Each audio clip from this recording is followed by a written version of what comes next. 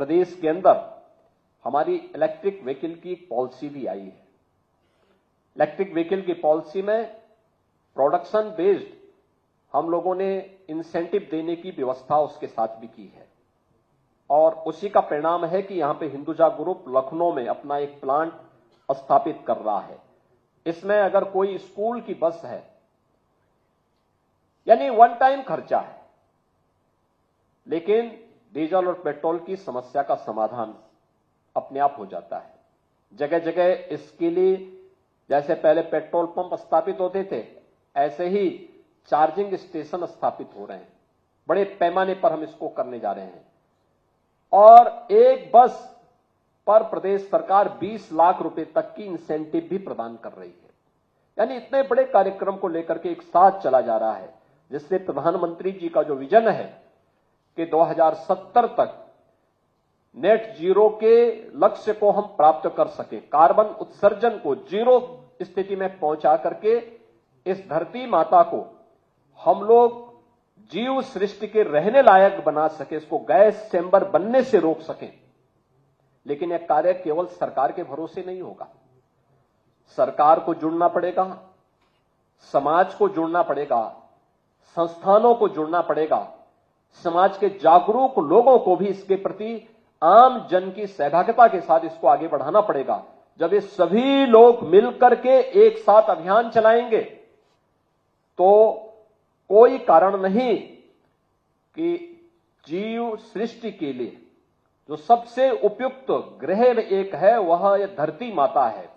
इस धरती माता को हम बचाने में सफल होंगे।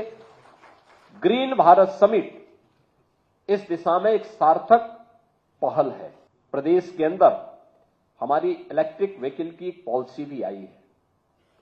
इलेक्ट्रिक व्हीकल की पॉलिसी में प्रोडक्शन बेस्ड हम लोगों ने इंसेंटिव देने की व्यवस्था उसके साथ भी की है और उसी का परिणाम है कि यहां पे हिंदुजा ग्रुप लखनऊ में अपना एक प्लांट स्थापित कर रहा है। इसमें अगर कोई स्कूल की बस है, यानी वन टाइम खर्चा है, लेकिन डीजल और पेट्रोल की समस्या का समाधान अपने आप हो जाता है। जगह जगह इसके लिए जैसे पहले पेट्रोल पंप स्थापित होते थे, ऐसे ही चार्जिंग स्टेशन स्थापित हो रहे हैं। बड़े पैमाने पर हम इसको करने जा रहे हैं और एक बस पर प्रदेश सरकार 20 लाख रुपए तक की इंसेंटिव भी प्रदान कर रही है।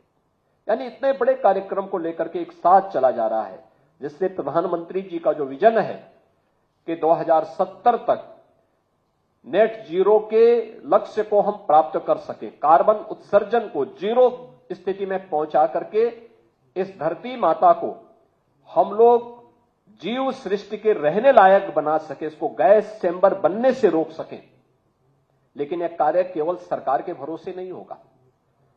सरकार को जुड़ना पड़ेगा, समाज को जुड़ना पड़ेगा, संस्थानों को जुड़ना पड़ेगा, समाज के जागरूक लोगों को भी इसके प्रति आम जन की सहभागिता के साथ इसको आगे बढ़ाना पड़ेगा।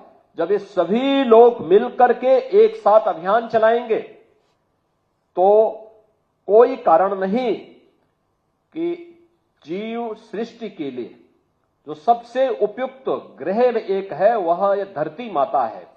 इस धरती माता को हम बचाने में सफल होंगे। ग्रीन भारत समिट इस दिशा में एक सार्थक पहल है।